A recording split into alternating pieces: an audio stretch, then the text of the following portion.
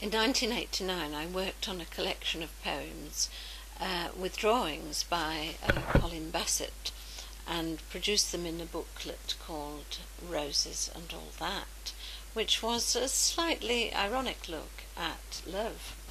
And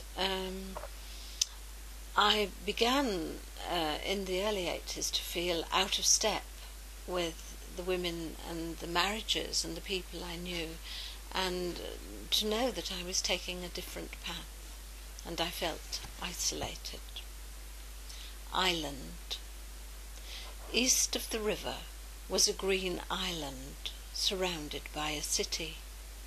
In the spring, laburnums grew yellow as stars, and chestnut branches prepared themselves with candles, as if for ceremonies of spring leaf, bird song, child chatter, and the murmuring of mothers. And in her garden the woman had a cherry tree. And the woman said to herself, "Even when I am old, I shall remember this tree, with its red pane bursting the bud, and its blossom ready to fly."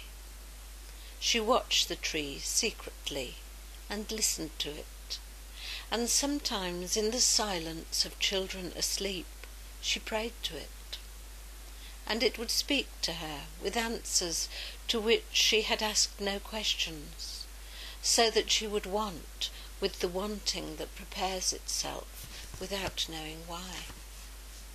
The sound of the cherry tree rang through the avenues of children and mothers walking and calling to one another, but only she heard it, and it was like a sickness after a song that she couldn't remember.